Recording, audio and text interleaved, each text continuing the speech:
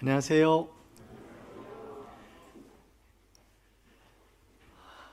위에서 보면은 많이 이렇게 공간이 뜰 것 같다고 했는데 꽉 차 보이네요. 제 눈에는. 아, 오늘 좀 긴장이 됩니다. 왜냐하면은 제가 2월 말에 지역교회에 설교 갔는데 딱 오늘 같은 분위기였거든요. 이게 마스크 쓰시고 눈으로 보시는데 표정을 읽을 수가 없어요. 그래서 저를 전부 다 노려보는 것 같아가지고 그때 처음으로 입이 마르고 등에 땀이 났었습니다. 오늘은 어쩔지 좀 긴장이 되는데요. 어쨌든 많이 기도해 주시고요. 같이 제가 연구해 봤거든요. 사람의 표정이 눈으로 읽혀질까 입으로 읽혀질까. 그래서 제가 한번 웃는 얼굴로 입을 가려 봤어요. 그랬더니 그 눈이 그 눈이더라고요. 이건 입이 이렇게 보조해 줘야 이게 확실하게 표정이 드러나지는구나. 그러니까 표정 갖고는 안 되시고요. 격렬한 고갯짓으로 이렇게 표현해 주시면 감사하겠습니다.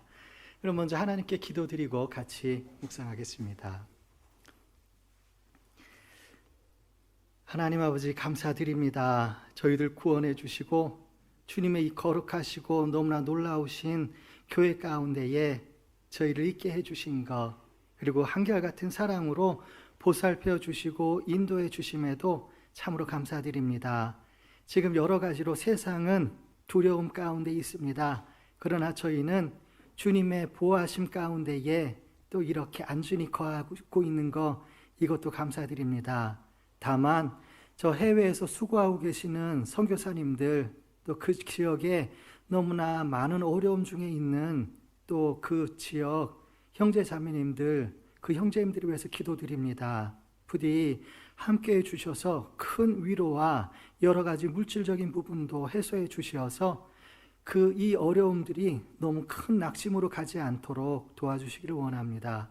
아무쪼록 이때 오히려 저희가 하나님께 더 많은 감사와 찬송 올릴 수 있는 오히려 귀한 은혜의 시간이 되기를 간절히 소원합니다. 오늘 이곳에서 전해지는 말씀도 주님께서 역사해 주셔서 은혜가 되는, 그리고 힘이 되는, 그리고 우리에게 나아갈 바가 되는 그런 은혜의 시간이 될 수 있도록 도와주시옵소서. 이후의 모든 시간 오직 주님의 인도하심에만 의지하며 우리를 죄악 가운데서 구원하여 주신 주 예수 그리스도 이름 받들고 감사하며 기도드렸습니다. 아멘. 시작하는 말씀으로 고린도전서 10장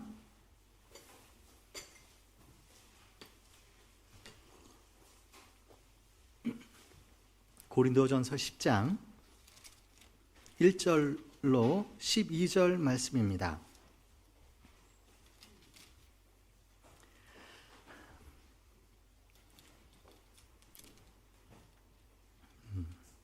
제가 읽겠습니다.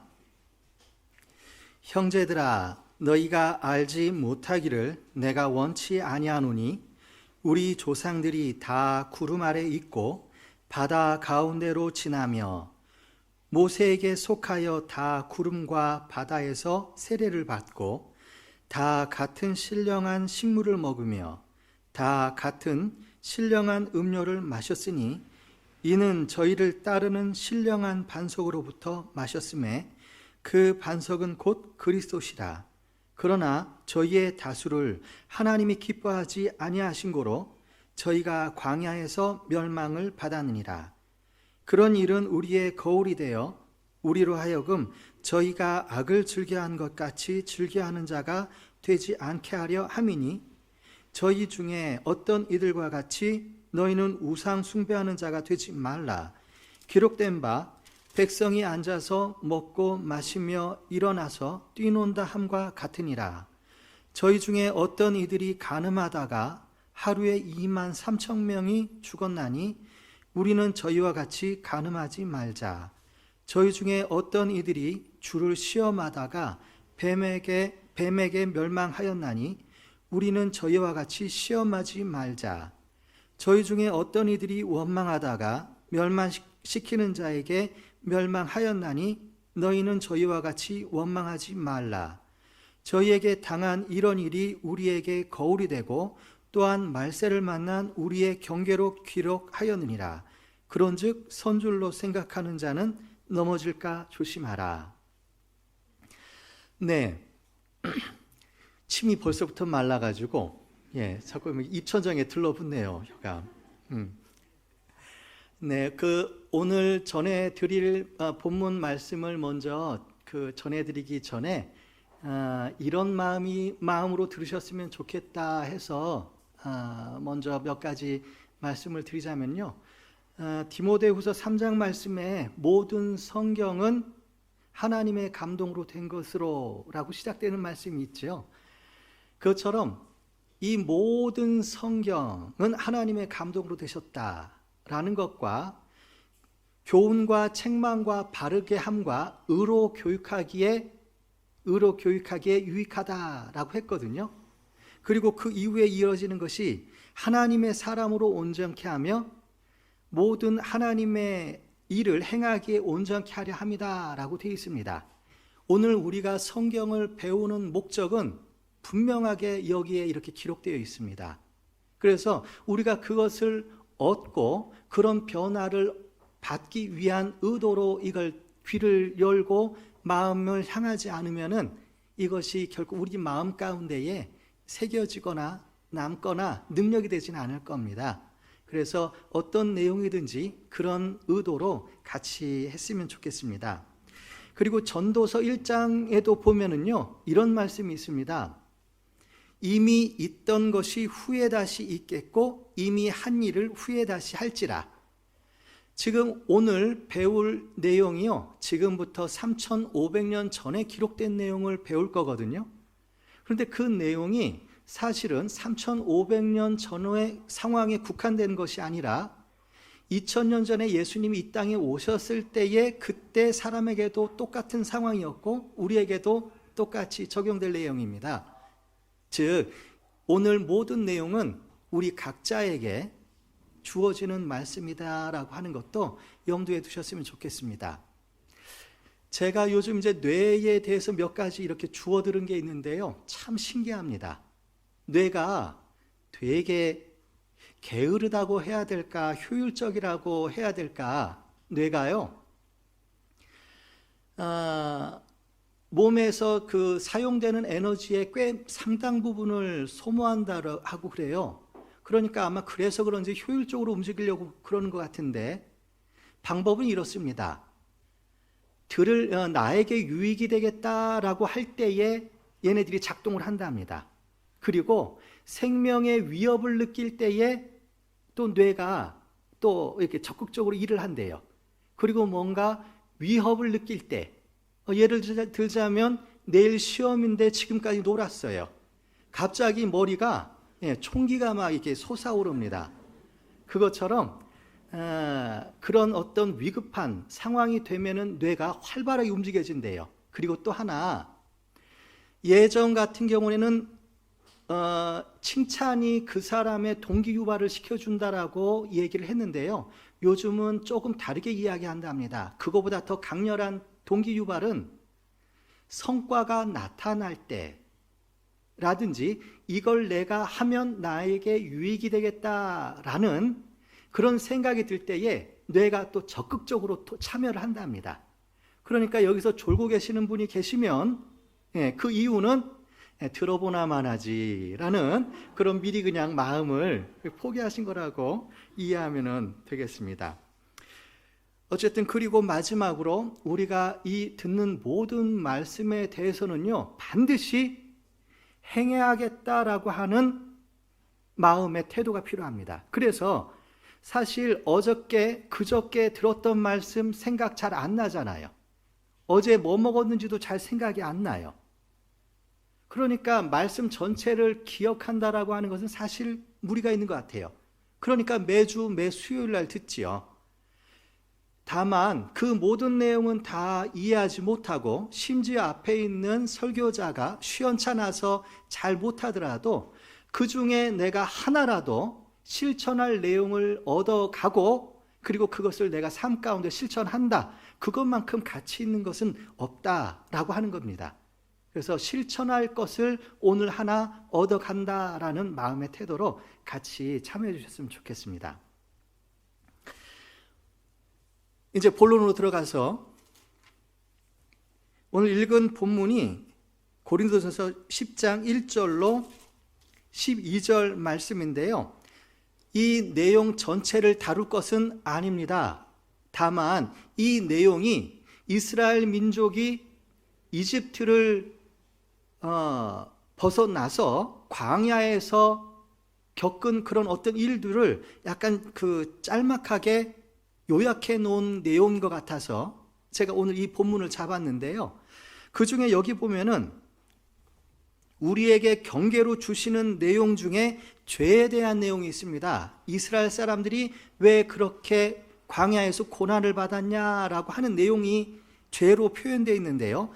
8절 끝에 보면은 간음하지 말라 돼 있고 9절 끝에 보면은 시험하지 말자라고 되어 있고 10절 끝에는 원망하지 말자라고 되어 있는데 하나는 제가 뒤에 있었는데 못 찾았어요. 7절에 우상 숭배하지 말자, 이 네 가지를 얘기합니다.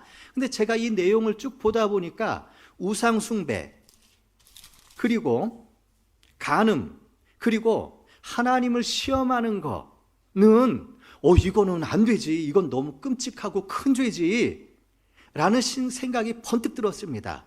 그런데 이 밑에 원망이라고 하는 이 죄는 사실 제가 이게 볼 때에도 조금 작게 느껴졌어요.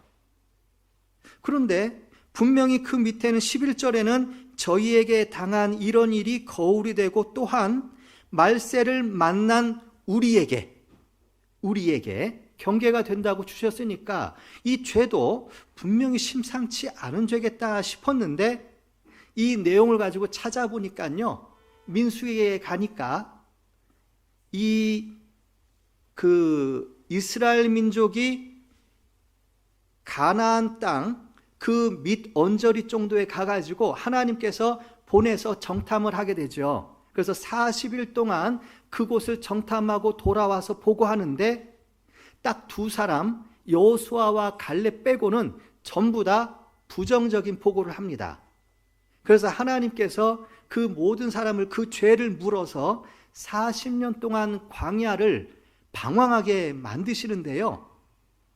그때의 이스라엘 60만이니까 120만, 최소 120만이나 되는 그 많은 사람이 40년 동안 광야를 배회하게 만든 죄가 무엇이냐?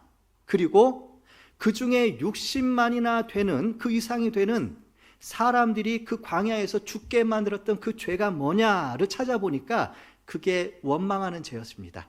결정적일 때에 그 원망하는 죄가 하나님으로 하여금 이스라엘 민족을 40년 동안 그 광야에서 그렇게 고생하게 만든 죄였다라고 하는 겁니다. 그래서 오늘 이 죄, 그 중에 특별히 이 원망하는 죄에 대해서 한번 생각해 보려고 하는데요. 이 죄가 성경에 자주 기록되어 있더라고요. 저는 그걸 잘 이제 이렇게 눈여겨서 보지를 못하다 보니까 몰랐는데 시편 106편 한번 찾아보겠습니다. 시편 106편.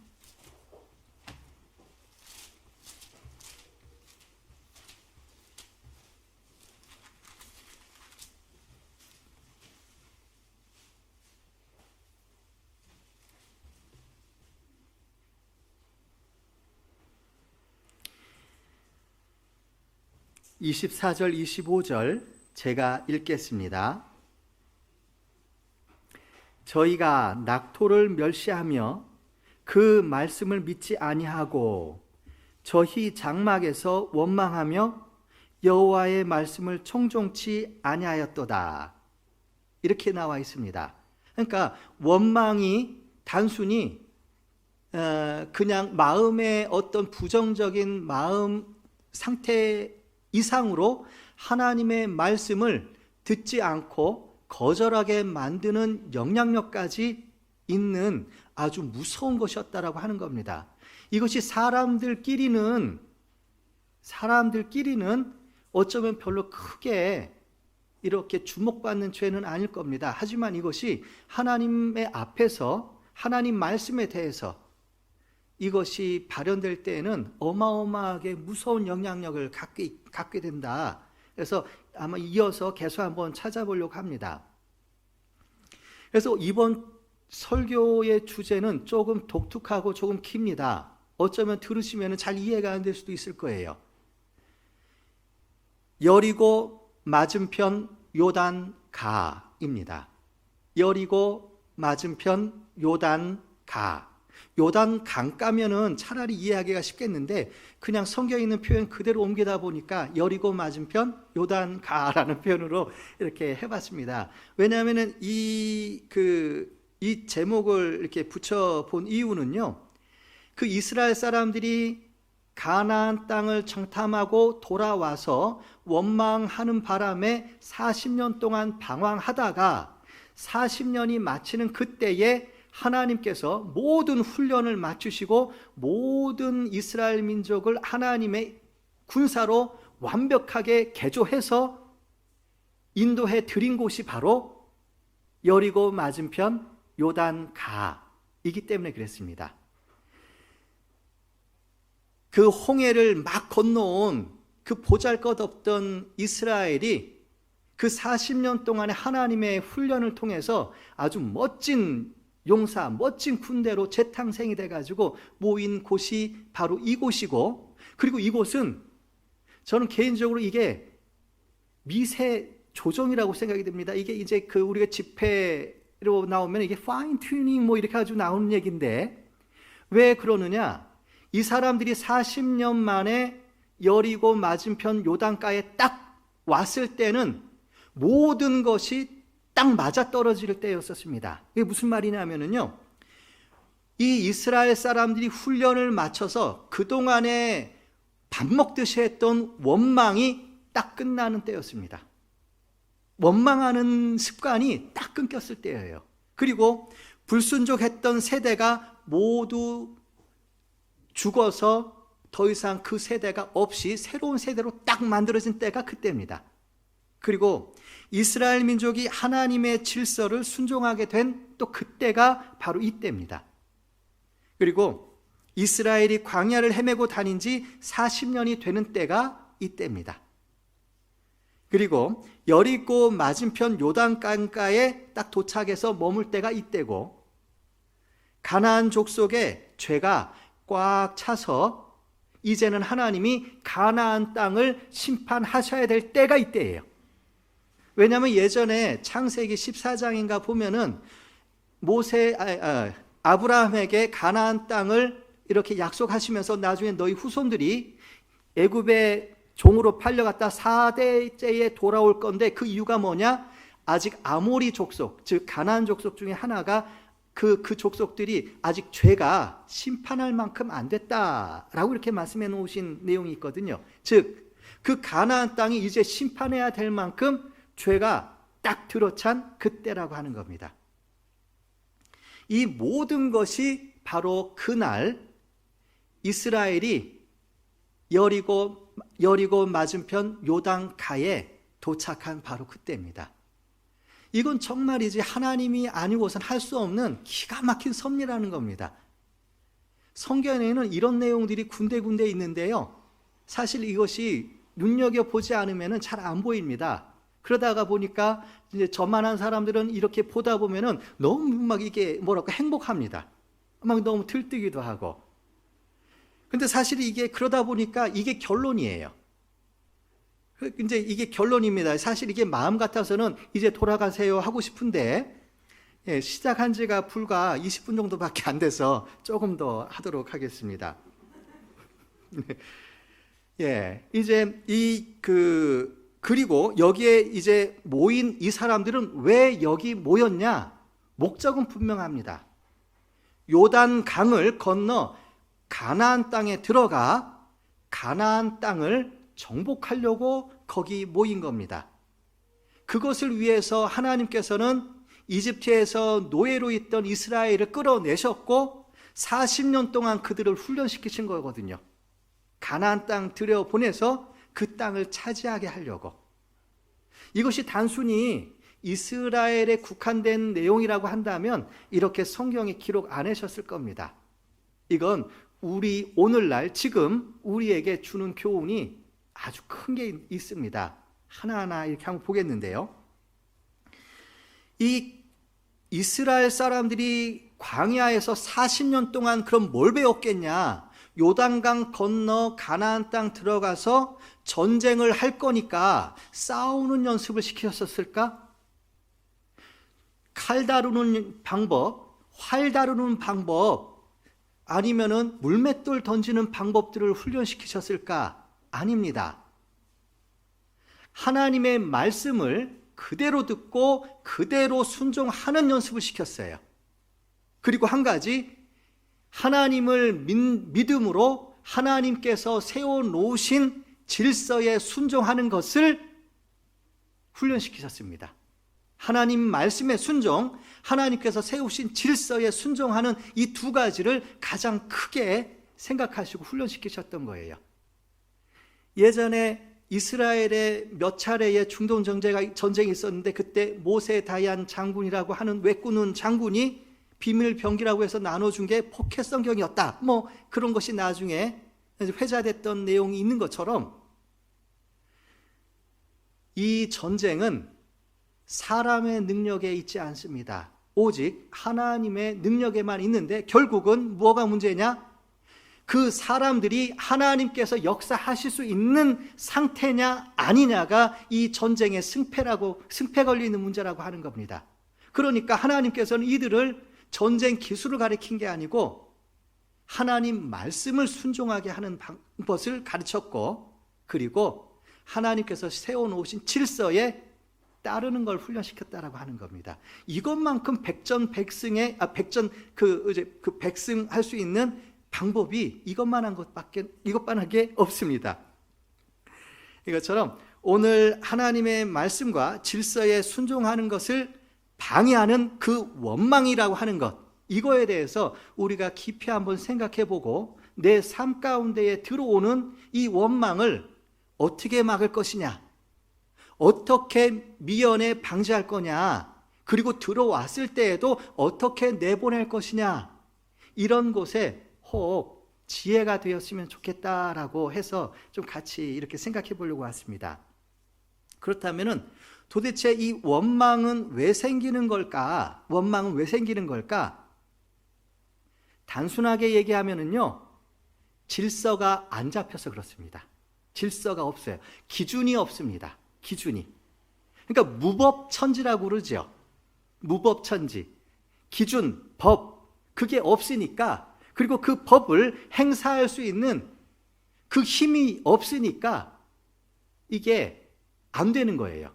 그러니까는 모든 사람들이 자기 마음, 자기 생각이 기준이 될 수밖에 없습니다. 그런데 문제는 이 세상에 77억도 넘는 사람들 중에 나하고 마음이 똑같은 사람이 기적적으로 하나도 없다라는 겁니다. 그러니까 어떤 문제를 놓고 결정하면은 당연히 불만이 나오고 불평이 나오고 미움이 생긴다라고 하는 겁니다. 그런데 놀랍게도 이 불평, 불만, 미움이 바로 원망의 마음 상태예요. 이 세 가지가 바로 원망입니다. 결국 기준이 없다라고 하는 것, 이것이 우리의 나름대로의 판단 기준을 갖게 했고, 그 판단 기준이 서로 충돌하니까 거기서 생겨나는 것들이 원망이라고 하는 겁니다. 그러니까 교회에 원망이 아주 두루두루 퍼져 있다, 이것만큼 슬프고 이것만큼 두려워할 일은 없다라고 하는 겁니다. 이스라엘이 그것 때문에 40년을, 그것 때문에 60만이 넘는 사람들이 죽었거든요. 그리고 그 가나안 땅 들어가서 그 가나안 땅을 정복해야 되는데 그것이 40년이 밀려버린 거예요. 이스라엘이 홍해를 건너서 광야에 왔다가 1년 동안 성막을 짓습니다. 그리고 그들이 그 가나안 땅을 정탐할 수 있는 곳으로 간 곳이 그때까지의 걸린 시간이 불과 많아봐야 한 1년하고도 한 3개월, 4개월 한 그 정도밖에 안 돼요. 그러니까는 그 성막을 짓는 그 시간 빼고는 사실 빠른 시간 안에 그게 갔거든요. 그런데 그 원망 때문에 그 모든 것이 40년 뒤로 미뤄진 겁니다. 그런데 이와 유사한 것들은 광야에서 이렇게 배회할 때도 비슷한 일이 계속 반복해서 벌어집니다. 누가 범죄하면 진이 멈췄습니다. 또 가다가 무슨 사고가 생기면 그 가던 길에서 딱 멈춰 서버립니다. 그 문제가 해결될 때까지. 이것처럼 이 원망은 우리 교회의 어떤 그 계획된 모든 것들, 우리가 계획했던, 하나님께서 계획했던 그 모든 것들을 딱 멈추게 만들어버리는 무서운 영향력이 있다라고 하는 겁니다. 그래서 이 원망이 왜 생기느냐라고 하는 거, 이거 잘 생각해 봐야 됩니다. 그리고 이것이 만약에 우리한테 들어왔다 그러면은 우리는 오히려 하나님의 일에 동참하는 그 역사에 쓰임받기는커녕 오히려 이스라엘이 그랬던 것처럼 시험 가운데에 던져 넣으실 수도 있다라고 하는 거. 그러니까는 이것만큼 긴장하고 조심하고 미리 예방하지 하는 것이 중요한 건 없을 것 같습니다. 자, 그럼 어떤 이유에서든 원망이 생긴다는 것은 이제 말씀과 질서가 지켜지지 않고 있다라는 증거라고 이제 말씀드렸는데, 이 출애굽기부터 여호수아까지의 이제 그 내용들을 제가 한번 살펴봤습니다. 이 원망이 얼마나 많이 있을까 해서 출애굽, 즉 그 이스라엘 민족이 그 이집트를 떠나서 광야로 해가지고 나중에 가나안 땅 들어가서 정복 전쟁을 할 그때까지 모든 것을 다 해서 세 보니까 11번이 나오더라고요. 물론 제가 중간에 빼먹었을 수도 있겠지만 어쨌든 제가 센 거는 11번이 나옵니다. 그런데 출애굽기에 5번이 나오고 출애굽기에 5번, 민수기에 6번이 나와요. 어차피 레위기의 특성상 거기에는 원망의 기록이 아마 없을 거예요.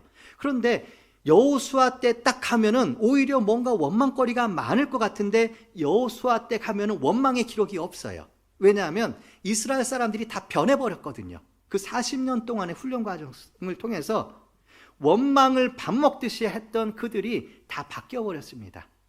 그 내용도 나중에 뒤에 한번 다루겠는데, 이것처럼 그 어떤 원망이 나오는 그 원망의 내용과 이 원망의 의미, 이 두 가지를 적절히 조합해서 확인해 보니까 이걸 알게 됐습니다.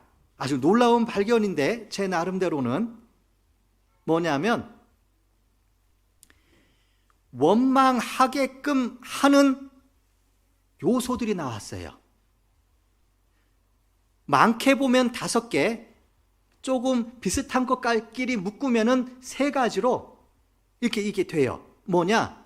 목숨의 위험을 받을 때, 5가지로 볼 때는 목숨의 위협을 받을 때에 원망이 나왔습니다. 야, 이러다 우리 죽겠다. 예. 홍해 앞에 섰을 때에 뒤에 이집트 군대가 따라왔죠. 그때 했던 첫 번째 원망이 그랬습니다. 그 뒤에도 또 있었고, 그 다음에 2번째 내용이 뭐냐면 목말라 죽겠다. 3번째, 배고파 죽겠다. 그리고 4번째가 갑자기 헷갈리는데, 힘들어 죽겠다. 그리고 5번째가 인정에 관한 겁니다. 인정은 어디의 부분에서 나오게 되냐면요, 고라 자손이 그 모세와 아론을 대적해서 당을 짓고 대들지요. 그때 하나님께서 그들을 치고 그 외에 많은 사람들을 이렇게 죽여버리십니다. 그걸 보고 이스라엘 백성들이 몰려와가지고 원망을 할 때에 바로 그 인정 가지고 원망을 합니다. 너희가 하면서 하나님께서 하신 일에는 관심 없고 이 자기의 동포가 죽었다라는 것에 격분해가지고 너희가 어떻게 여호와의 그 백성을 죽이냐, 뭐 이런 식으로 얘기를 합니다. 근데 사실 우리도 그 현장에 있었다라고 한다면은 그들과 같은 마음을 먹었을 수도 있었을 것 같아요. 맞아. 지들이 아무리 하나님의 그 일꾼이라도 그렇지 어떻게 이럴 수가 있어 라고 생각을 할 수 있었을 겁니다. 하지만 이래야 이스라엘 민족 전체가 삽니다. 이래야. 이런 것들이 또 이 성경 안에 또 계속 반복되는데 뒤에 한 번 더 다루겠습니다. 그리고 이것을 세 가지로 줄여보니까 결국 목숨, 이러다 죽겠다. 아이고 목말라 죽겠네. 아유 배고파 죽겠네. 이걸 한 가지로 묶으면 결국 먹고 사는 문제. 결국 요즘으로 이야기 쉽게 하면은 경제적인 문제. 이걸 하나로 묶고 바로 그런 어떤 그 고난, 인정, 이 세 가지로 보면은 이게 우리 삶 가운데에 나로 하여금 하나님을 원망하게 만드는 가장 강력한 것들이겠다라고 이렇게 요약이 됩니다. 이스라엘 민족이 딱 이랬어요. 이거 외에는 없었습니다. 이들의 태도는 그 이후에 1500년 이후에 예수님이 오셨을 때도 똑같았어요. 그렇다라고 하면은 2000년이 지금 지난 2020년 5월 31일 오늘 여기 계신 형제자매들께는 어떻겠습니까? 똑같아요.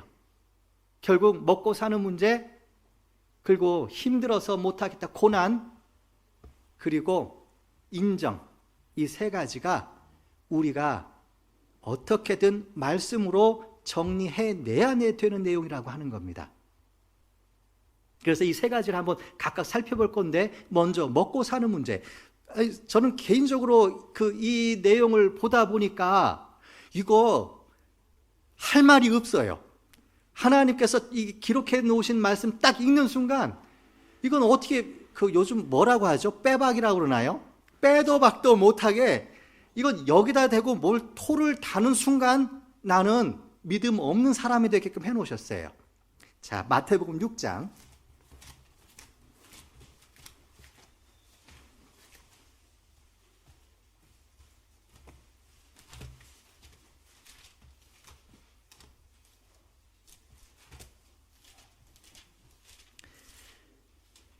25절,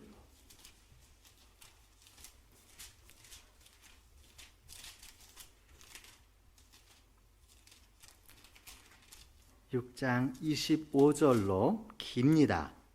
25절로 34절인데 길지만 제가 읽겠습니다. 물 한 모금만 하고 읽겠습니다.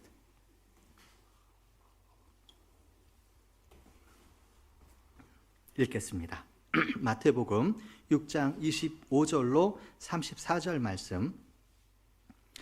그러므로 내가 너희에게 이르노니 목숨을 위하여 무엇을 먹을까, 무엇을 마실까, 몸을 위하여 무엇을 입을까 염려하지 말라.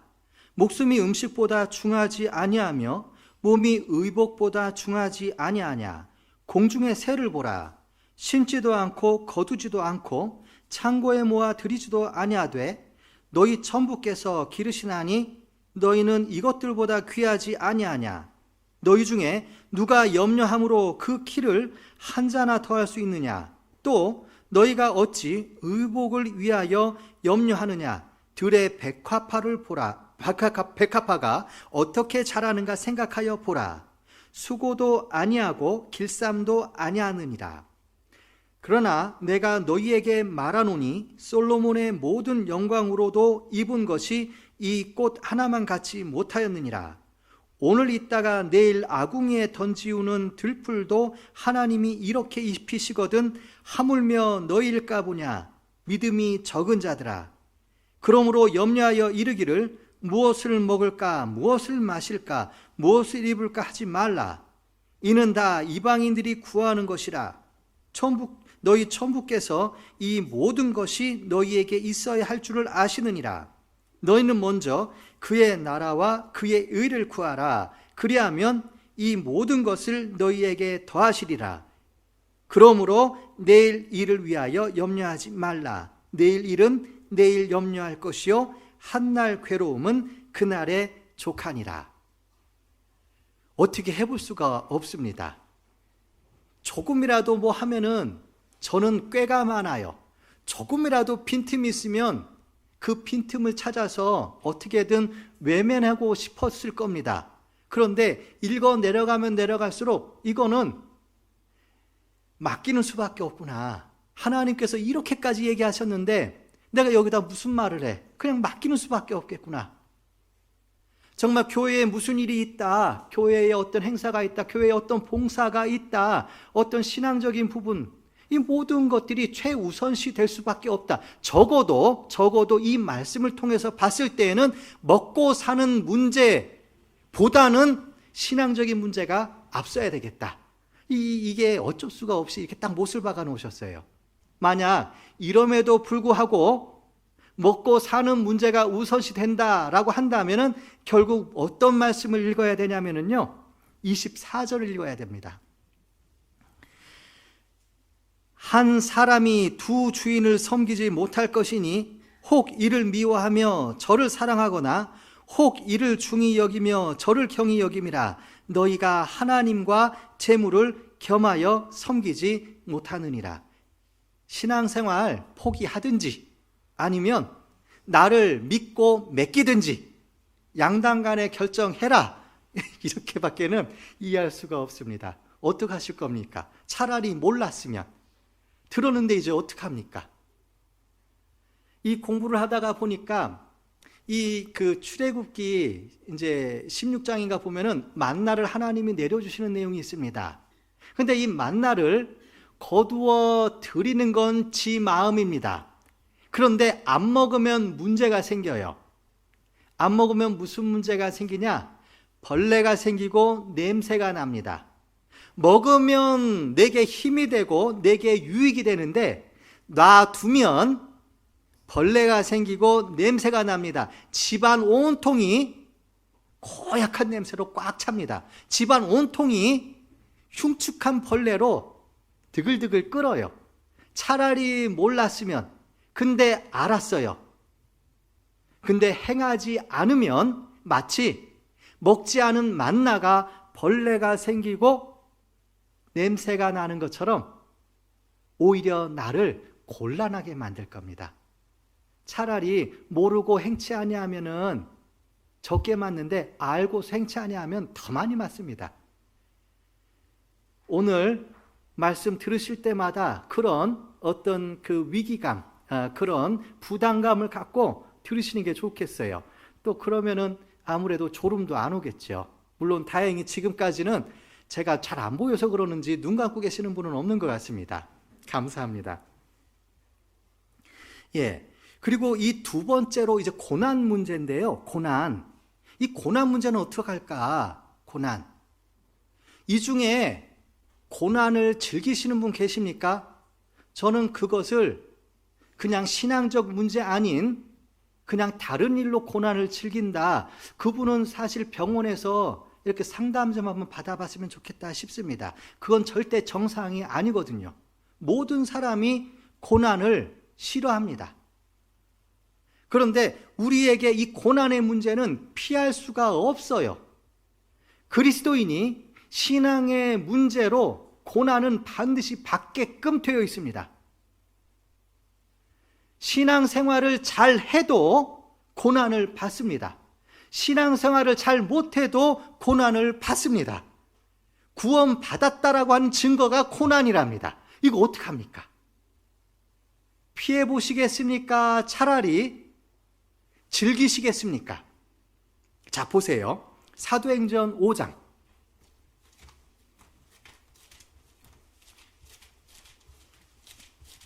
사도행전 5장 40절입니다.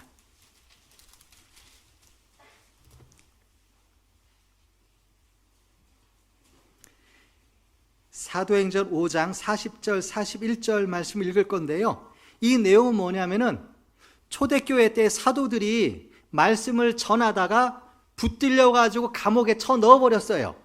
근데 그들이 다시 또 나와가지고 복음을 전하고 있으니까는 다시 그들을 붙들어다가 이제 이게 재판을 하는데 재판 결과가 뭐 나오느냐? 그들을 때려서 놓는 걸로 판결을 했어요. 그런데 그 매질을 당한 사도들이 뭐라고 하면서 떠나가는지가 여기 기록되는데요. 40절, 41절. 저희가 옳게 여겨 사도들을 불러들여 채찍질하며 예수의 이름으로 말하는 것을 금하고 놓으니 사도들은 그 이름을 위하여 능욕받는 일에 합당한 자로 여기심을 기뻐하면서 공회 앞을 떠나니라. 그 매질한 사람들은 틀림없이 그 광경을 보면서 미쳤다, 쟤네들 너무 세게 때렸나 보다, 정신이 나갔나 보다 했을 겁니다. 하지만 사도들의 마음은 그들이 이해할 수 없는 마음이었습니다. 능욕받는 일에 합당한 자로 여기심을 기뻐하면서 공회 앞을 떠나니라. 이 사도들은 이 고난이 왜 있는지 알았고, 그 고난이 나중에 어떻게 자기에게 올 것인지도 알았습니다. 그래서 복음을 위하여 고난받는 자는 반드시 하나님께서 그 보상을 해주시는 약속이 거기 있기 때문인데요. 이렇습니다. 디모데 후서 1장 8절 말씀에, 그러므로 제가 그냥 여기서 읽겠습니다. 그러므로 네가 우리 주의 증거와 또는 주를 위하여 갇힌 자 된 나를 부끄러워 말고 오직 하나님의 능력을 쫓아 복음과 함께 고난을 받으라. 복음과 함께 고난을 받으라. 어차피 우리는 신앙생활 제대로 해도 고난이고 잘못해도 고난이에요. 내가 신앙생활을 잘하면 세상이 나를 핍박할 거고, 내가 신앙생활을 잘못하면 하나님께서 나를 징계로 고난을 주실 겁니다. 그래서 하나님께서 말씀하십니다. 둘 중에서 하나 골라라. 의를 행하면서 고난 받을래? 아니면은 엉뚱한 짓 하다가, 그런 쓸데없는 짓 하다가 고난 받을래? 우리는 당연히 선을 행하다가 고난 받는 걸 택할 거라고 생각하면 오산입니다. 그런 계산이 안 돼요. 우리는 어떤 식으로 계산이 되냐면, 고난은 싫어, 이 계산이 먼저 되지, 두 개 놓고 이 고난 받을게, 이 계산이 안 돼요. 어떻게든 일단은 둘 다 회피하고 싶은 마음이 우리 마음 가운데 간절합니다. 우리는 이런 연약한 마음이 있어요. 제가 예전에 한번 지역교회에 있을 때에 그 교회에 어떤 큰 일이 있어서 헌금해야 될 일이 벌어졌습니다. 그런데 하필이면 그때 제 마음에 나도 뭔가 해야 되겠는데 라는 마음이 들어왔어요.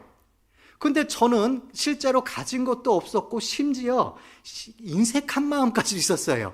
근데 왜 한 구석에 왜 이 불편한 마음이 들어와가지고 그럼 한참 고민하다가 제가 자매한테 와가지고 자매한테 교제를 했습니다. 여보 이번에 교회에서 뭘 한다는데 아무래도 그게 지금 규모나 형제자매님들 형편이나 봤을 때는 나라도 좀 뭘 해야 될 것 같은데 당신 생각에는 안 되겠지? 예. 자매가 하는 말이 당신이 하면 난 따르죠. 하세요. 그럼 나보고 어떻게 하라는 얘기입니까 지금 이게? 예. 꼼짝없이 해야 되는 상황이 됩니다.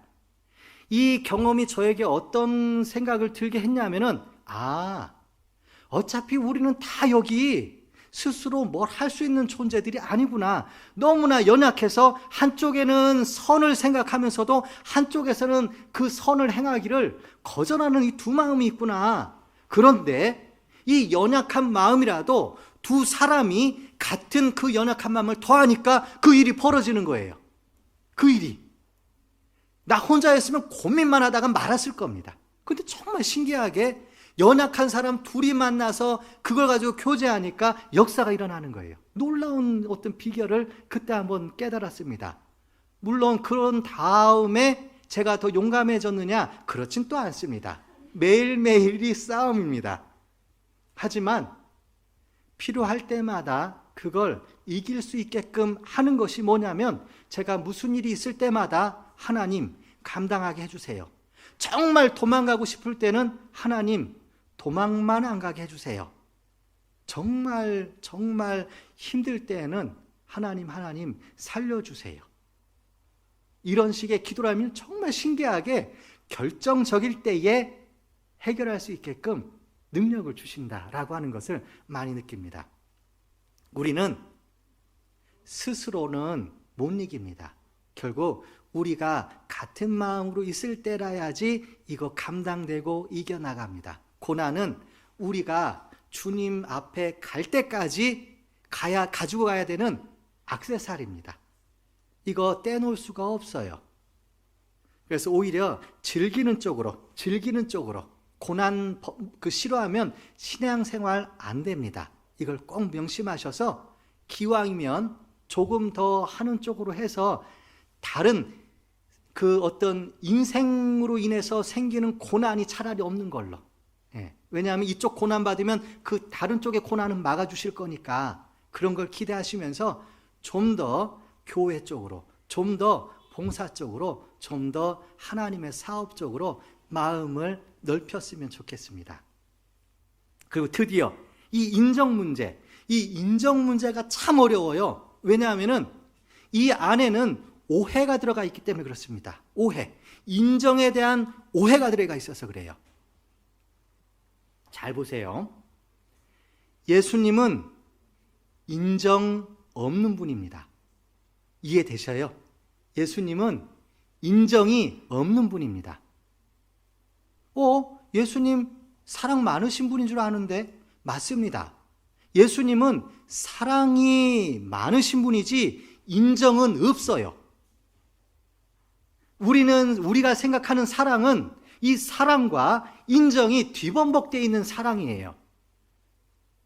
이 인정은 하나님의 법, 하나님의 질서를 무너뜨릴 수 있는 놀라운 능력이 이 안에 들어있습니다.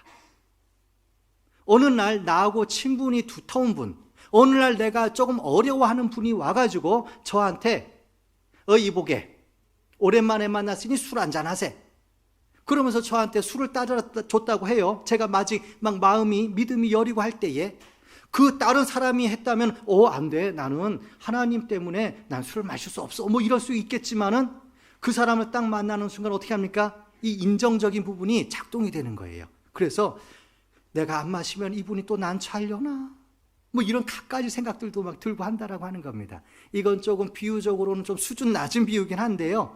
이것처럼 다양한 이유로 하나님의 그런 법을, 질서를, 그 뜻을 무너뜨릴 수 있는 게 있다라는 겁니다. 바울 사도는 베드로 사도에게서 하나님 말씀에 비추었을 때에 바르지 않은 행동이 딱 나왔을 때에 다른 사람들은 바울 사도를 오히려 두려워하던 그때에 그 바울 사도는 그 베드로 사도에게 소리쳤습니다. 네가 그러고도 사도냐? 간단히 얘기하면 우리는 이럴 수 있어야 됩니다. 우리는 근데 왜 이러지도 못하냐? 사랑에 대한 오해가 있기 때문에 그렇습니다. 사랑이 모든 걸 참아줘야 된다라고 생각하기 때문에 그런 겁니다. 인정에 대한 오해, 사랑에 대한 오해, 이 두 개가 범벅이 돼 있어서 우리가 마땅히 경계해야 될 때에 입을 다물고 마땅히 그 사람을 도와줘야 될 때에 오히려 훈계해주고 오히려 더 매섭게 채찍질 해줘야 될 때에 그걸 안 한다라고 하는 겁니다. 이제 막 구원받은 분에게 이런 사랑을 전해주면 방종하는 신앙이 돼버립니다. 왜냐하면 규율이 없어요. 모든 걸 덮어줘야 되는데 어떻게 규율을 잡아줍니까? 이 교회가 얼마나 질서가 엄하고 얼마나 세밀하고 얼마나 무거운데 이상하게 가면 갈수록 이 잘못된 그 인정적 사랑 때문에 자꾸 방자한 신앙생활을 하는 분들이 점점점 늘어날 수밖에 없는 게 바로 여기 있습니다. 이 인정 문제 우리가 이거 제대로 이해하고 끊어내지 않으면요, 내가 그분을 돕는다고 하는 모든 도움이 그를 망치게 할 거고 나중에 얼마 지나면 그분 때문에 내가 힘들어질 거예요. 저 사람이 왜 저러지? 구원받았다는데 왜 저러지? 그건 나 때문에 그런 거거든요. 방종하는 신앙이 됩니다. 그래서 묵시가 없으면, 백성에게 묵시가 없으면 방자에 행하게 됩니다. 근데 우리가 묵시를 다 빼버렸어요. 이게 무서운 겁니다. 그래서 인정이 없어져야 하나님의 말씀에 힘이 있고 모든 상황에 담대해질 수 있습니다. 이걸 잘 이해해 주시면 좋겠습니다. 요것에 대한 좋은 예가 두 군데가 있는데요. 첫 번째는 마태복음에 있는 내용이고요. 이건 뭐냐면은 베드로가 아직 사도가 되기 전에, 그러니까 예수님께서 아직 부활승천하시기 전에, 아직 못에 박히시기 전에, 예수님께서 이제는 내가 끌려가서 못 박혀 죽어야 되겠다, 이 얘기를 베드로에게 얘기하니까 주여 그리 마옵소서, 절대 그런 일은 없을 겁니다, 이 얘기했다가 사단아 내 뒤로 물러가라, 너는 나를 넘어지게 하는 자로다 하고 엄하게 꾸짖으셨잖아요. 이게 바로 사랑이에요. 이게 바로 사랑. 예수님은 하나님의 뜻하고 상관없이 자기를 해하는 자들에게는요, 우리가 일반적으로 알고 있는 그런 태도를 취하셨습니다. 하지만 조금이라도 그것이 하나님의 뜻과 관계가 있으면요, 아주 냉정하게 하나님 뜻대로만 하셨습니다. 이것이 바로 사랑입니다. 하나님이 하시는 모든 것이 선하고 하나님은 사랑이시라, 하나님께 하시는 모든 것이 사랑이 되기 때문에 그렇습니다. 그래야 우리가 살기 때문에 그래요. 그래야. 레위기 말씀, 출애굽기 말씀 한번 찾아보겠습니다. 또 좋은 예가 출애굽기 32장에 있습니다.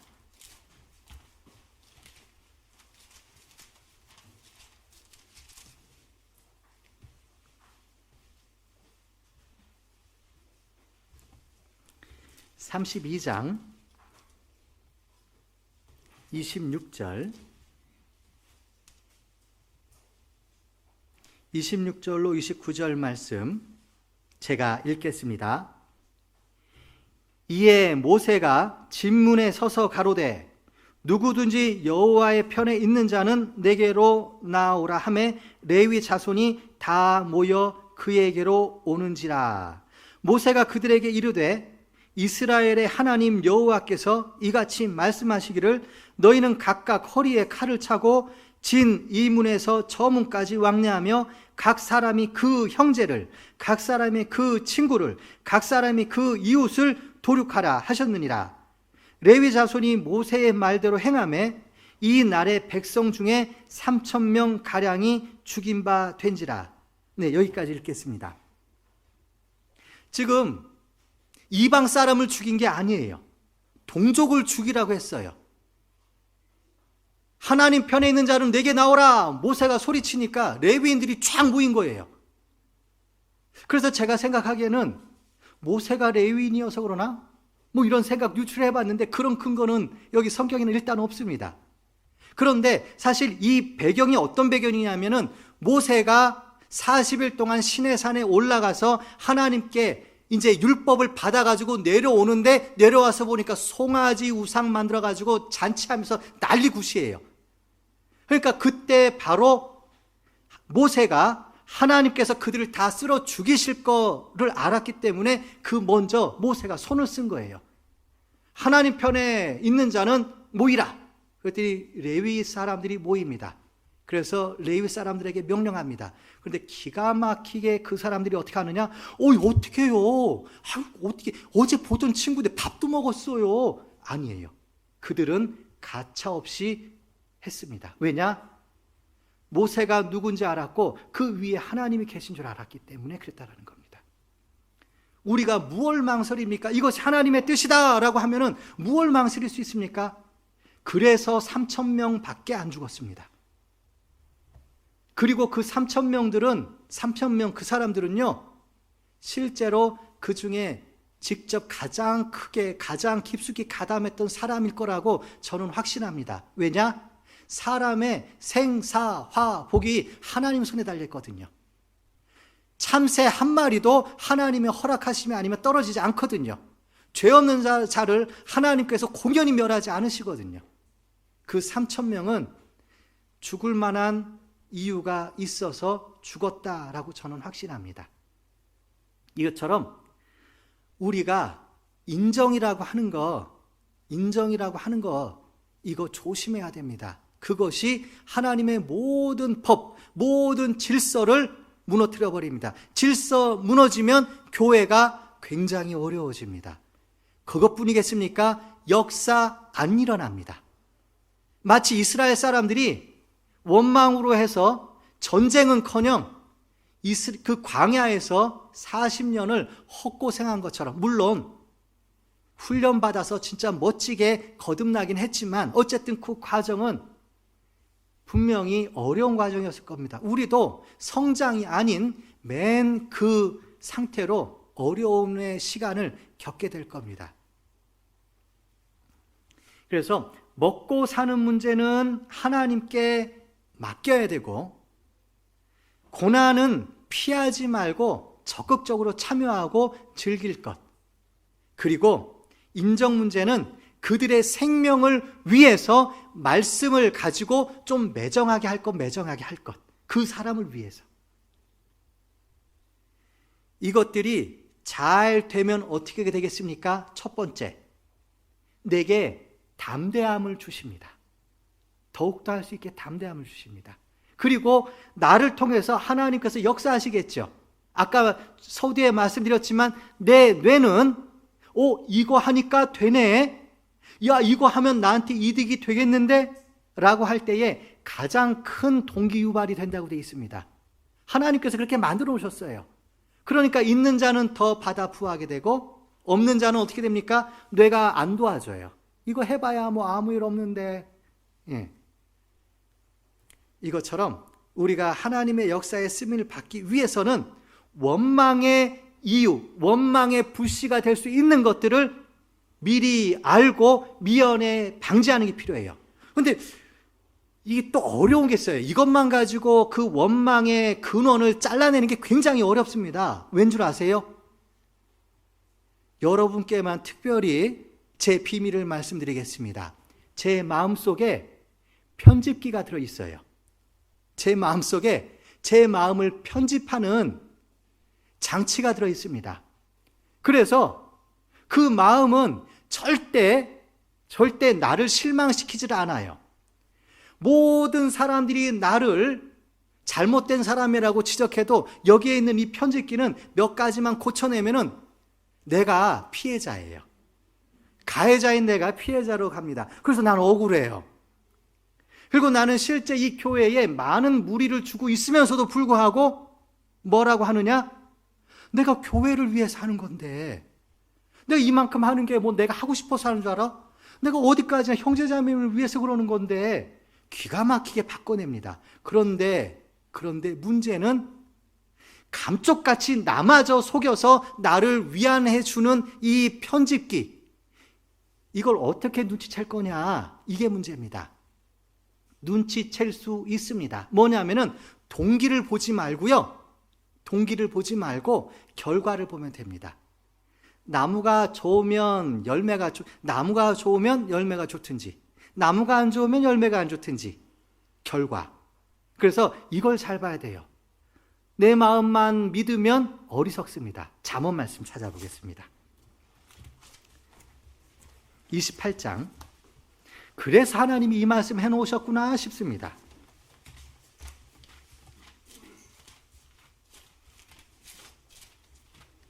잠언 28장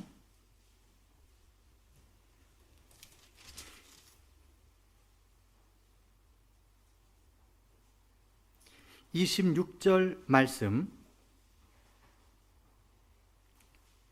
자기의 마음을 믿는 자는 미련한 자요, 지혜롭게 행하는 자는 구원을 얻을 자니라. 물론 그 뒤에 나오는 지혜는 똑똑하게 해라, 고민 많이 하고 해라, 이 얘기가 아닌 것을 아실 거라고 생각됩니다. 하나님의 지혜, 하나님의 말씀을 가지고 기준 삼아서 하는 것이라고 우리는 생각해내야 됩니다. 어쨌든 자기의 마음을 믿는 자는 미련한 자요. 우리는 내 마음에 다 꼼빡 속습니다. 그러니까 내가 나를 생각하는 나를 생각하지 마시고요, 제3자가 교회 안에 형제자매님들이 나를 바라보는 눈빛을 한번 봐보세요.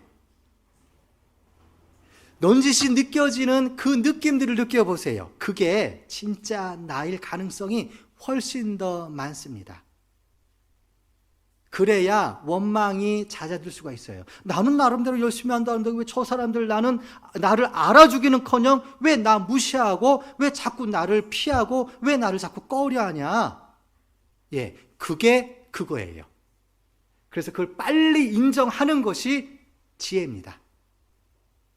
이걸 모르면은요, 싸우는 수밖에 없습니다. 싸우는 수밖에. 결국은 싸우기 싫으니까 어떻게 되겠습니까? 예, 그 해병대는 그런 게 있습니다. 그림자 기수라고 있습니다. 그러니까 뭐가 어쨌든 그 규율 안에 이렇게 뭔가 문제가 생기거나 뭐 이렇게 하면은 그 사람 있는데요, 없는 사람 취급하는 거. 저는 개인적으로 그게 편하겠다라고 생각했는데 경험하는 사람들마다 지독스럽게 힘들답니다. 교회 안에 그림자 같은 분이 계시면 정말 슬픈 일입니다. 그분도 그렇고 교회적으로도 그렇고 그렇습니다. 그럼 얼른 뭔가 조치를 취해야 됩니다. 아하, 문제 있구나. 이런 거를 한번 이렇게 생각해 보면 좋을 것 같아요. 그리고 원망이 생기면은 항상 무시가 되는 게 뭐냐면은요, 질서가 무시가 됩니다. 이 두 가지는 이상하게 무슨 그것처럼 다 긴밀하게 연결되어 있는 것 같아요. 질서가 세워지면은 원망이 잦아들고, 원망이 커지면 질서가 무시가 되는 이 두 가지 이렇게 반비례 관계가 있는데요. 그래서 이런 걸 놓고도 지금 우리 교회에 어떤 문제 있구나. 우리 교회가 점점 더 이제 그 성장해 가는구나. 이런 걸 넌지시 볼 수가 있는 겁니다. 열심히 부족해서가 아닙니다. 열심히 부족해서가. 그건 질서가 안 지켜지고 있다라고 하는 거예요. 하나님이 지어준 질서거든요. 그래서 이런 부분들을 한번 이렇게 보면은요, 이 질서가 얼마나 중요한지는 하나님께서 하시는 일들을 보면은 알 수가 있어요. 첫째, 고린도전서 14장에 보면은요, 하나님은 어지러움의 하나님이 아니시오. 고린도전서 14장 33절 말씀인데, 하나님은 어지러움의 하나님이 아니시오. 혼란, 이런 분이 아닌 거예요. 그래서 하나님께서는 이스라엘 백성을 이집트에서 꺼내자마자 하신 일이 뭐냐? 너희들은 이쪽에 텐트 쳐. 너희들은 이쪽에 텐트 쳐. 너희 세 지파는 같이 있어. 그리고 너희는 동쪽에 있어, 서쪽에 있어, 남쪽에 있어, 북쪽에 있어. 성막은 이렇게 쳐. 레위인은 그 백성과 성막 사이에 이렇게 쳐.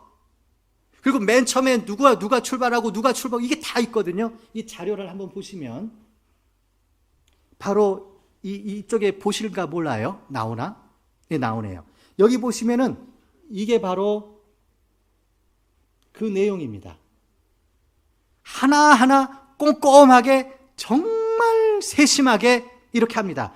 이렇게 진을 칠 때에는 이렇게, 그리고 나팔을 불어라. 나팔은 전쟁 나갈 때는 이렇게, 이동할 때는 이렇게, 뭐 할 때는 이렇게, 그리고 움직여라 그러면은 이렇게 움직여라. 법궤가 제일 앞장서고, 그 다음에는 그 세 지파가, 그 다음에는 성막의 물품이, 그 다음엔 누구, 그 다음에 성막의 기구가, 뭐 이런 식으로 다 있다라고 하는 거예요. 하나님은 모든 걸 다 질서를 정연하게 하십니다. 창조의 기사 보셔요. 혼돈한 지구를 빛과 어둠으로 나누시고 정리하시죠. 물과 땅이 뒤범벅인 것을 물과 땅으로 나누시죠. 하늘과 땅으로 또 이게 나누시죠. 모든 동물을 종류대로 하고 거기에 질서를 두시죠. 모든 운행하는 것들은 다 질서가 있습니다. 하나님께서 질서를 얼마나 중요하신지 모릅니다. 그런데 이걸 깬다, 끔찍한 죄가 되는 수밖에 없습니다. 부부간에도 질서가 있어요. 그런데 이 질서가 정말 지켜지기 어려운 것이 지키면 상이 많아서 그렇습니다. 노력해 보세요. 어지간한 로또보다 헐 낫습니다. 진짜 낫습니다. 그런데 절대 안 쉽습니다. 그 참고로 해주셔서요. 그래서 하나님께서는 교회 안에도 어른을 세우셨습니다. 이런 식인데요. 이 이스라엘 백성들 안에 가장 낮은 단위로 어른을 세웁니다. 그 위에 어른을 세웁니다. 그 위에 또 어른을 세워요. 그 위에 모세를 세웁니다. 그리고 그 위에 하나님이 계십니다. 이렇게 질서를 세워놨어요. 그런데 이스라엘 백성은 안타깝게도 이 질서가 하나님의 권위로 세워졌다라고 하는 것을 이해 못했습니다.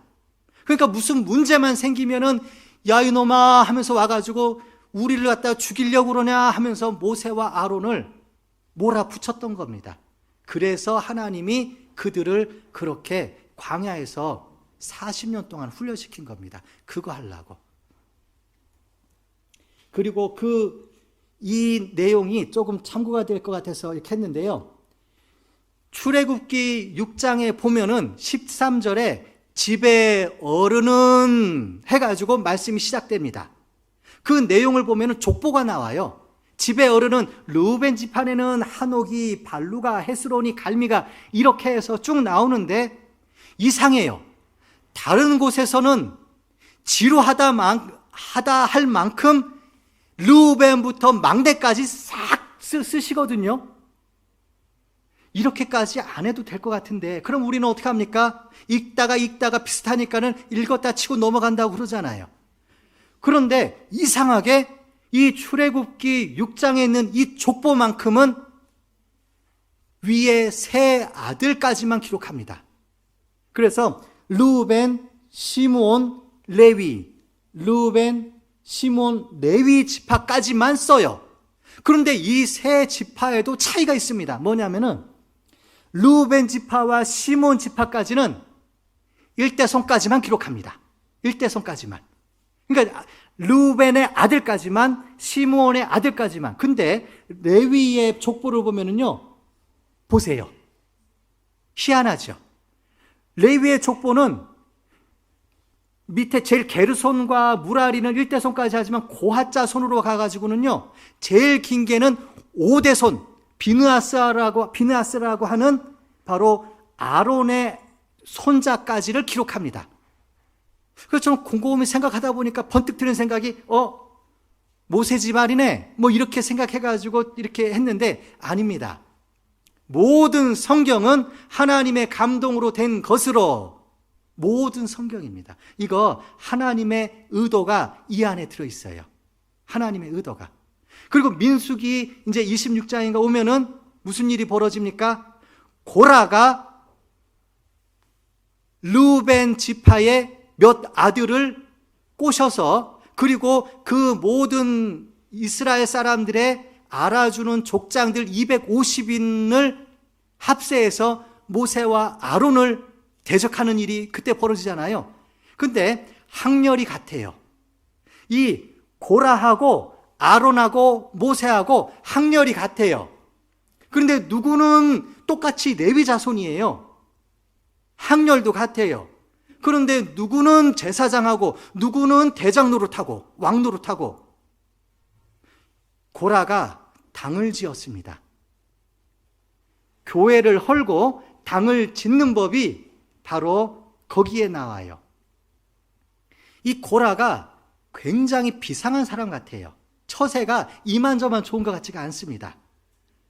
그러니까는 250이나 되는 우두머리 격인 사람들을 포섭하고, 그리고 딱 보니까 어떻습니까? 르우벤은 그때 당시 어떤 상태냐면은요, 장남이라고 하는 이름은 가졌고 신분은 가졌는데 혜택은 뺏겨버렸어요.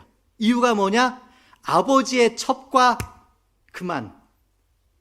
그래서 그 장자의 그 명분은 뺏겨버렸습니다. 그러니까 껍데기만 장자예요. 그러니까 기가 막히게 고라가 지금 가서 딱 한 것 같아요. 당 짓는 방법입니다. 당 짓는 방법. 질서가 있는데 내 마음에 안 드니까 뭐냐? 내 마음에 맞는 사람들, 그리고 이기에 동조할 만한 어떤 그 유력한 사람들을 찾아가서 그 사람들하고 이렇게 되는 거예요. 그래서 고라 집안과 고라의 그 합세한 모든 사람들이 땅에 집어삼켜져 버립니다. 우리는 이거 하나님께서 주신 질서에 대한 무게감, 그 두려움이 없으면 원망이 올라오고 이 교회는 그 하나님의 역사가 줄어들어 버려요. 아니, 줄어든 게 아니라 멈춰버린다라고 하는 겁니다. 이걸 기억해야 돼요. 그리고 아까 비유로 드렸던 것처럼 결과를 보고 안다. 내 동기가 아무리 선하고 좋은 듯해도 결과가 뭐냐? 결과가 없어요. 결과가 없어. 이게 바로 내가 지금 뭔가 내 마음에 속고 있는 게 있구나. 나는 잘한다고 하는 것 같은데 아무 교회의 역사가 없다. 나 지금 뭔가 속고 있구나. 얼른 돌아봐야 되겠다. 이 마음이 필요하다는 거예요. 이거 없이 자꾸 다른 데로 나는 열심히 하는데 저 사람들이 동조를 안 해서 먼저 생각할 거는 내가 질서에 순응하고 있냐, 적극적으로 이렇게 같이 하고 있느냐 또 같이 봐야 됩니다. 그렇지 않고 자꾸 문제가 생기고 자꾸 한다고 한다면은 결과를 놓고 보세요. 그러면은 이게 내 마음에 내가 속았구나. 이런 걸 금방 눈치챌 수 있을 겁니다. 하나님께서 그럴 수 있게 해놓으셨어요. 이것처럼 우리는 질서를 반드시 지켜내야 됩니다. 교회를 세운다라고 하는 말의 의미가 교회의 질서를 세운다라고 하는 거하고 맞습니다. 자, 그러면 한 가지 참고로 말씀드리죠. 우리 교회에 구역장님께서 봉사를 하고 계시고 조장님, 총무님, 교구장님, 그 외에 부구역장님, 그 다음에 부조장님, 그 다음에 어머니 회장단, 봉사회장단 일하고 계십니다. 그분들 어렵습니까? 그분들 어른으로 생각되십니까? 안 될 수도 있습니다. 왜냐? 작년엔 내가 그거 했거든요. 그러니까 자연히 무슨 일이 되느냐? 내가 선배가 되는 거예요. 그건 말이지 그렇게 하는 거야. 궁금한 거 있으면 물어봐. 물론 협조해서 교제해서 해결해 나가야 될 겁니다. 하지만 지금의 어른은 그분이에요. 지금의 어른은 그분입니다. 나이가 어리다고요? 어떤 분은 좋은 마음으로 이렇게도 얘기합니다. 뭐라고 하냐면 저 사람 얼마나 좋은지 꼭 내 아들만 같아. 그래서 내가 마음이 가. 저 사람은 꼭 내 조카만 같아. 내 동생 같아. 그 마음이 좋은 듯 하지만요, 그거 없애셔야 돼요.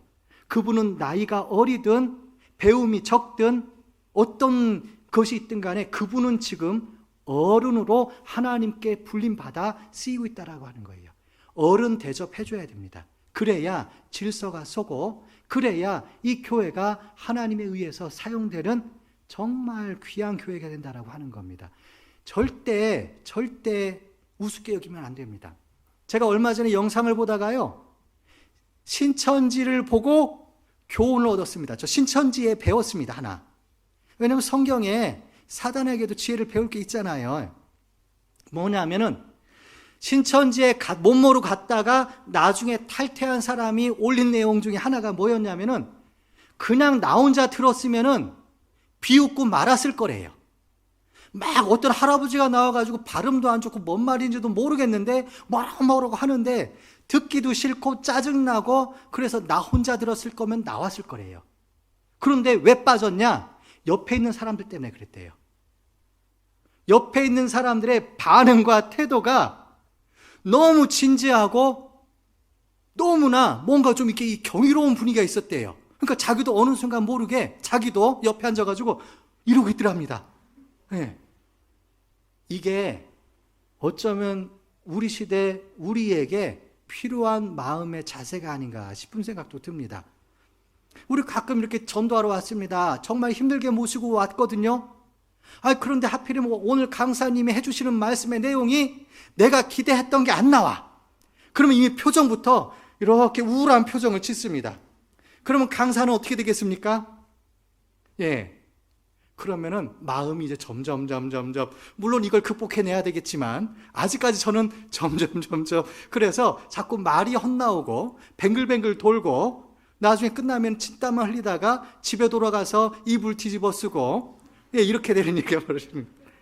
우리가 예전에 한 교수가 이랬답니다.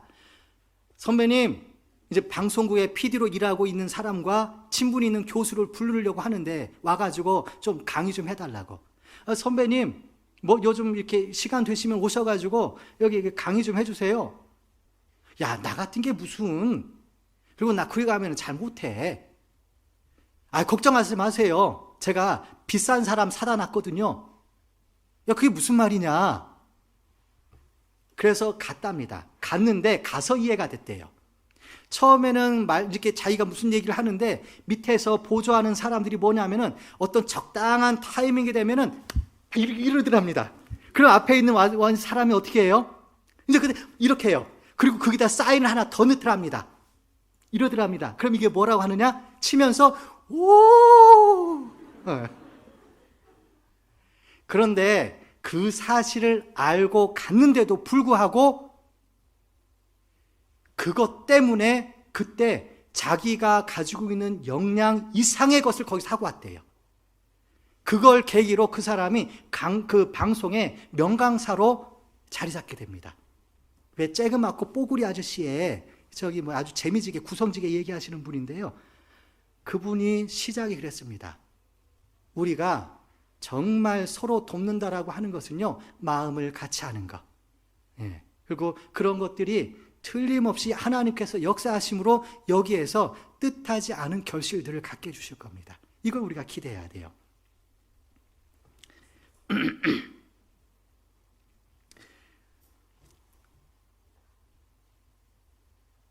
이 조금만 더 이렇게 가면은 좋을 것 같은데. 이거는 그러면은 하나님께서 그래서 모세를 세우셨잖아요.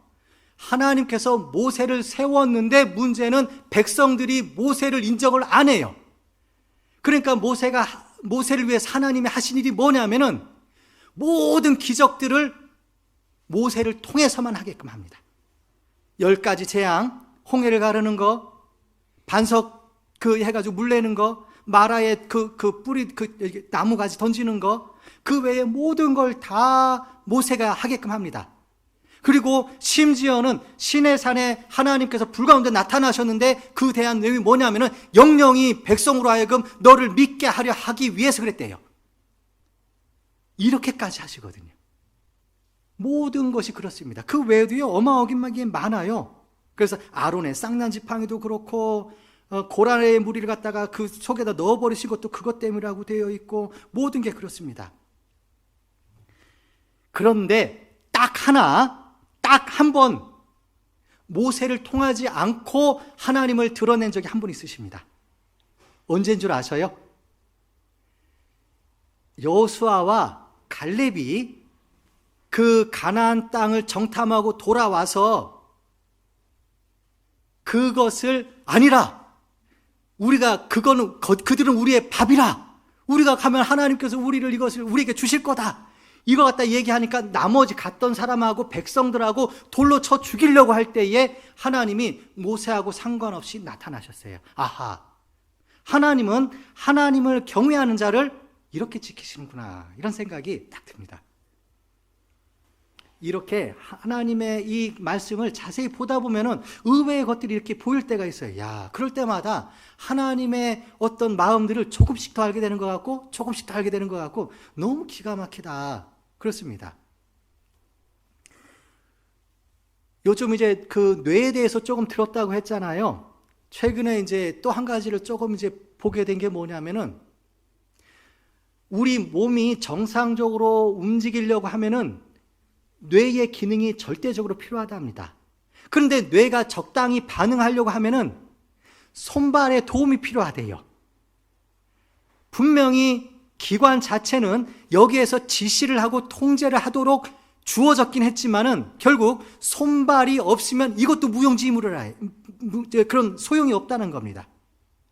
그런데 이 손발과 온 몸과 머리를 연결시키는 게 신경계인데 기본적으로는 두 가지로 나눠진대요. 중추신경, 즉 머리와 말초신경 사이를 이어주는 중추신경과 그리고 그 머리에서 받은 신호를 말초신경까지 쫙 보내주는 이 중추신경, 이 두 가지를 가지고 몸이 움직여진답니다. 물론 더 이제 말초신경 또 놔주고 또 놔주고 하는데 간단히 말하자면 그렇답니다. 그런데 문제가 그 내용을 듣다 보니까 무슨 생각이 번뜩 나냐면 이 신경계는 임원이겠다, 그 생각이 번뜩 들었습니다. 신경계는 임원이겠다. 아무리 머리에서 신호를 보내도 그 중추신경에 해당되는 중요한 일을 하고 있는 임원들이 안 움직인다. 그러면 어떻게 되느냐? 식물인간 됩니다. 식물인간. 하나님께서 기가 막히게 생명하고 직접 연결된 부분들은 그렇게 상관없이 움직이게 해놓으셨어요. 심장, 폐, 소화기관, 배뇨기관은 알아서 움직이게 해놓으셨어요. 그 뇌 중에서도 다른 부분을 따로 해가지고 연결시켜놨거든요.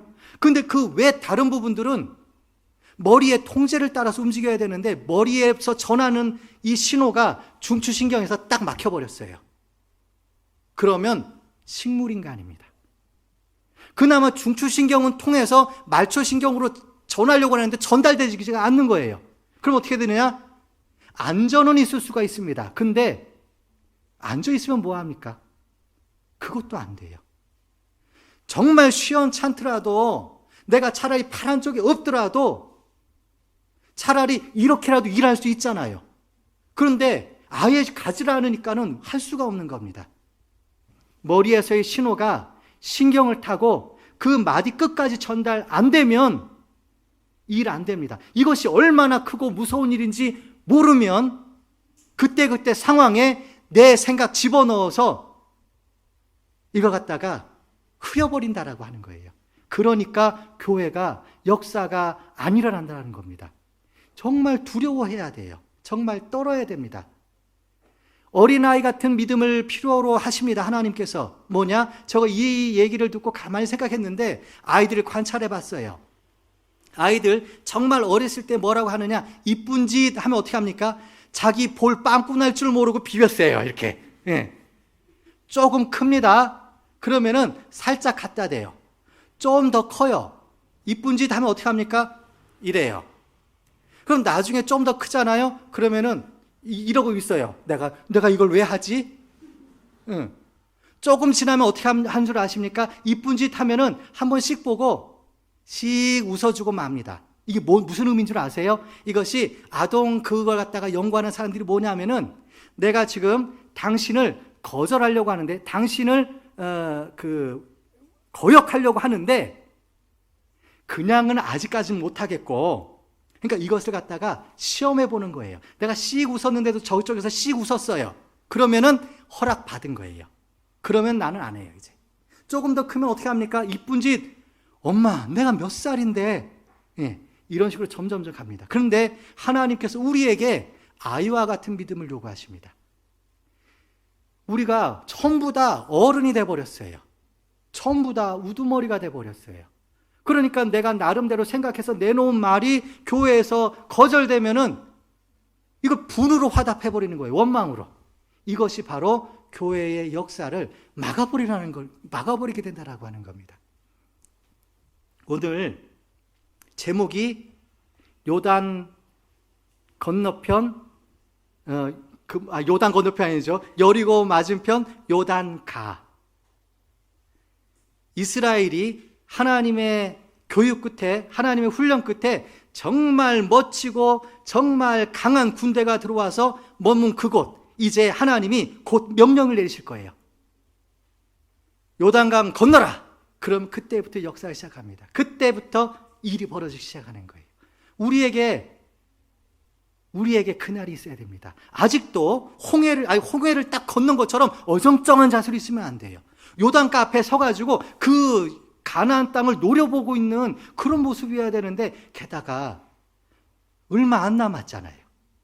우리에게 이게 필요합니다. 우리에겐 그런 마음이 필요합니다. 그런데 내게 없는 용기 쥐어짜는 것보다도 질서를 세우는 것, 그럼 어차피 하나님이 역사하시는 가운데에 솔로몬 당시에 개가 물고 다녔던 것들도 뭐 어디 가면 개가 10,000원짜리 물고 다닌다 뭐 그러잖아요. 아무리 연약한 자라도 장수가 될 수 있다니까요. 자기를 바라보지 말고 다만 하나님께서 세우라고 하는 것, 하나님께서 중요하다라고 하는 거에 집중해서 하시면 나 같은 자라도 하나님의 손에 들려서 사용이 되고 그것이 하나님 앞에 갔을 때에 큰 상이 될 거다 확실합니다. 오늘 이 말씀 중에 부디 어떤 실천 내용들, 그럼 나도 한번 이렇게 해봐야 되겠다라고 하는 거 하나씩 마음에 얻고 간직하고 가셨으면 좋겠습니다. 기도드리겠습니다. 정말 고마우신 우리의 하나님 아버지 감사드립니다. 이제 주님 오실 날이 얼마 안 남은 것을 저희 양심이 알고 인정합니다. 그러나 주님 오시는 그날까지, 그 순간까지 저희는 다만 오늘을 살게 해주시기를 원합니다. 게으르지 않고 매 순간순간 오늘이 마지막인 것처럼 살 수 있게 저희의 마음을 이끌어 주시고 붙들어 주시옵소서. 저희에게 하나님의 선한 뜻을 따라 갈 수 있도록 하나님의 길을, 하나님의 뜻을 밝히 보여주시어서 저희가 거절치 않고 가게 하여 주시옵소서. 이 마지막 때에 또 특별히 지방에서 또 해외에서 수고하시는 모든 전도인들 위해 특별히 더 능력 주시어서 이 어려운 때를 하나님을 의지함으로 오히려 기대와 소망 가운데에 잘 지날 수 있게 도와주시옵소서. 강석교회에 부디 지금 창궐하고 있는 이 온역이 침범치 못하도록 하나님께서 방패되어 주시기를 또한 원합니다. 이후에 모든 시간 자비하신 주님께만 의지하며 우리를 죄악 가운데서 구원하여 주신 주 예수 그리스도 이름 받들고 감사하며 기도드렸습니다. 아멘. 찬송 하시겠습니다.